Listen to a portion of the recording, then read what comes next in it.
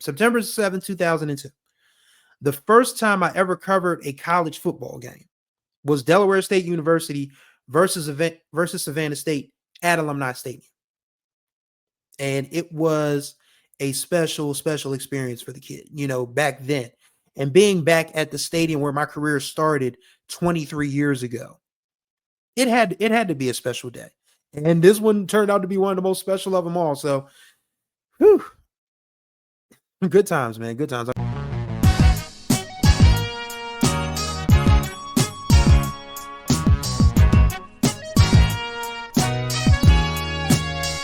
What's going on, everybody? Welcome back to the Chris 2 Cents podcast with your boy Chris Stevens, a writer who talks about his 2 cents with common sense. Hopefully you guys had a good weekend. It's just Monday, start to a new week.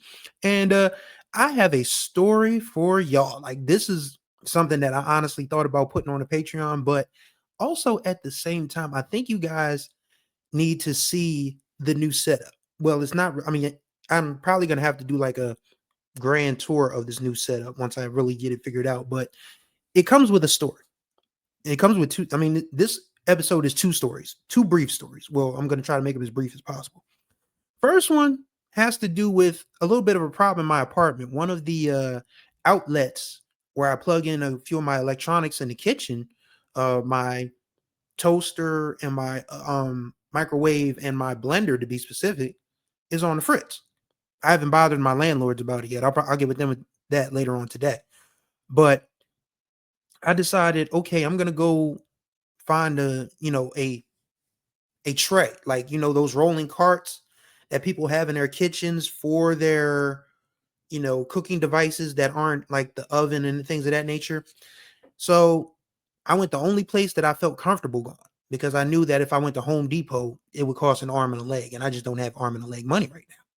So I went to Goodwill, and while I didn't find a rolling microwave cart, I found a computer desk, because as you guys can see, you can actually see my microphone now. You can actually see I'm actually looking you guys directly in the face instead of looking down into the camera. So this whole setup feels so much better. In fact, I even decided to put my old vision board behind me. You can see my vision board from 2024. I thought I did one for 2025. I forgot to do that. I'm going to do one for 2026 for sure.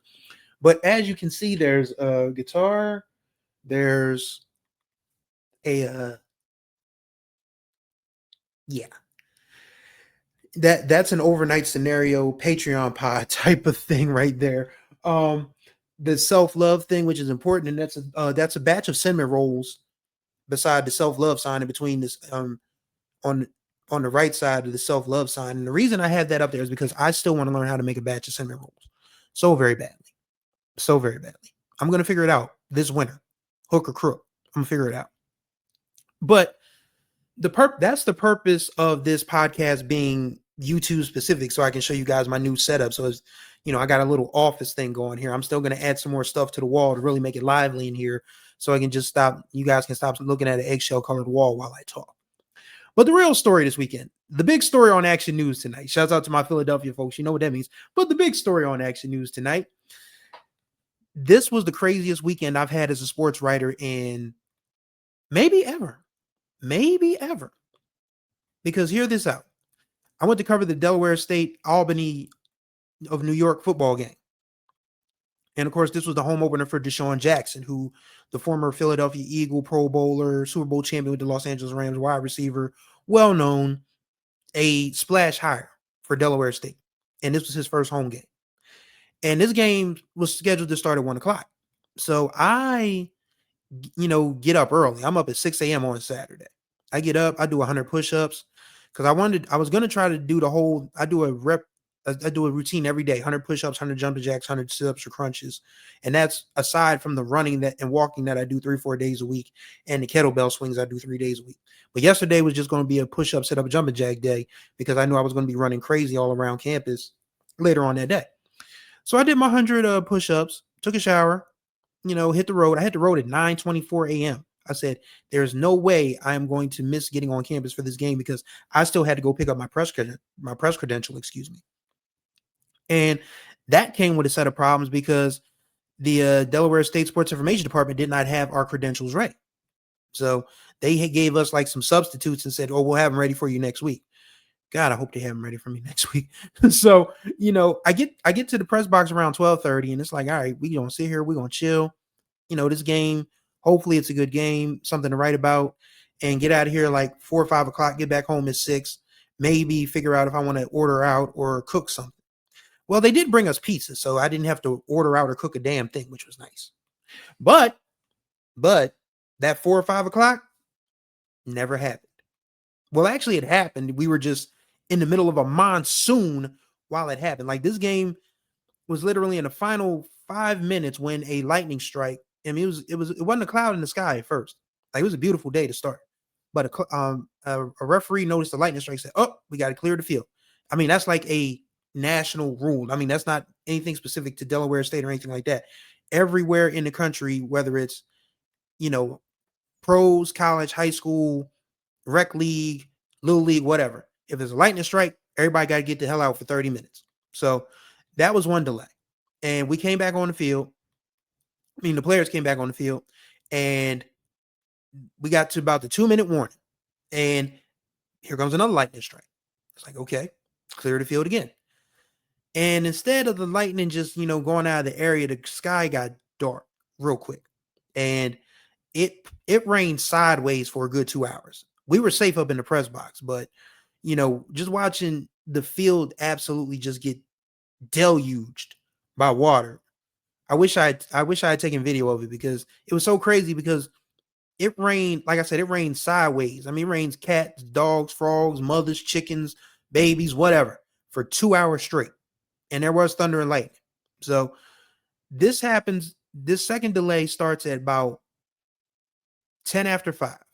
And they finally feel comfortable letting the teams back on the field at 10 of 8.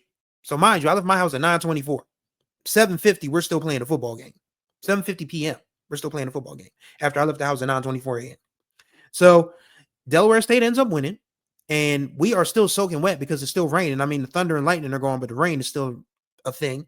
So myself and the other media guys, we make our way to the press conference room where we try to dry off as quickly as we can because we know that the coach is coming in, the players are coming in. We got to ask them some questions, and they want to go home into their dorms and stuff too. So we got to get out, and we did all of that.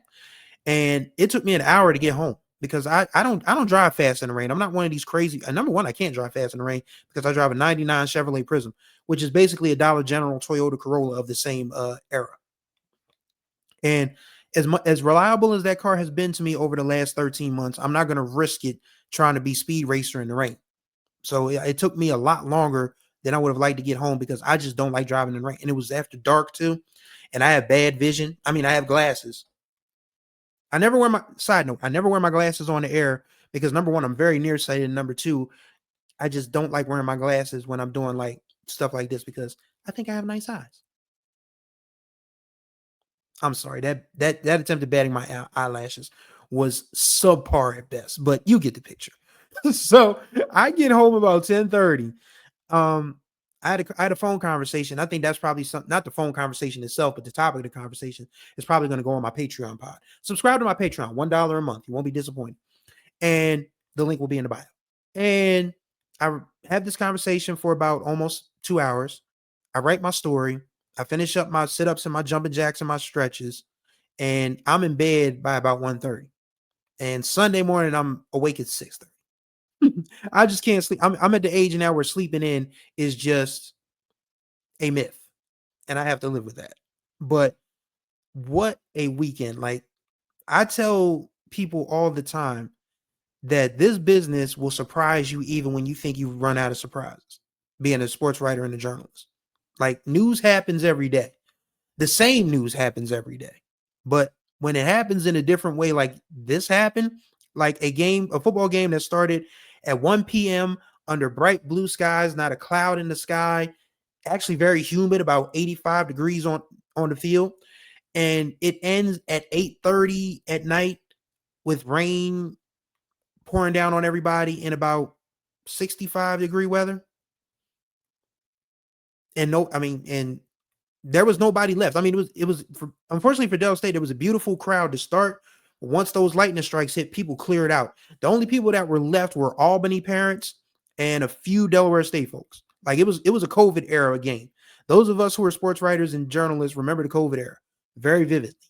Like we literally were just, it was just so silent watching that game, except for the few people that were cheering and the players that were cheering. But hey man, I've been doing this like literally, and this is a special anniversary for me because this weekend, September 7th, 2020, not 2002, September 7th, 2002, the first time I ever covered a college football game was Delaware State University versus Savannah State at Alumni Stadium. And it was a special experience for the kid, back then. And being back at the stadium where my career started 23 years ago, it had to be a special day. And this one turned out to be one of the most special of them all. So, whew, good times, man. Good times. I mean, it didn't feel like a good time last night, but now that I'm recording this, I'm back in my apartment, nice and warm and dry and all of that good stuff. It's not that big of a whoop. I mean, it's just one of them things where you're just like, what else can happen here tonight? And thankfully, after the game was over, nothing else happened. I went home, did what I was supposed to do, and here I am telling you guys this story. And this is what this page is. I mean, this is what this channel is about, man. Sharing my journalism stories, my creative writing stories, and all of that stuff. And hopefully you guys enjoyed this one. I mean, I can enjoy it now that it's over, but when it was going on, it was some stressful hours, but we made it do what it do. And that's why I love this business, man. I've been in this so long that it's just like, I don't want to see myself doing anything else. I want to stay in journalism as long as journalism will have me, especially sports writing, because that's all I've done. I want to be a sports writer as long as sports writing will have me, because I want to be here for as long as humanly possible. And even though a day that turned into a night, like Saturday, just went off the beaten path, it's a great story to tell, as you guys can hear now. So that's my 2 cents for this episode. Greatly appreciate y'all for watching, as always, and listening. Contact information will be in the description below. Again, be sure to subscribe to my Patreon. $1 a month gets you content to $1 a month, gets you access to content like Patreon exclusive podcasts, creative writing stuff I'm working on. I'm also going to start publishing like factual essays and different things of that nature. My thoughts on, politics and all this other stuff on my Patreon. $1 a month. Support a creative, support a writer. You won't regret it. So thank you guys for watching and listening to this episode of Chris 2 Cents. Until the next time we speak, y'all be good or be good at it.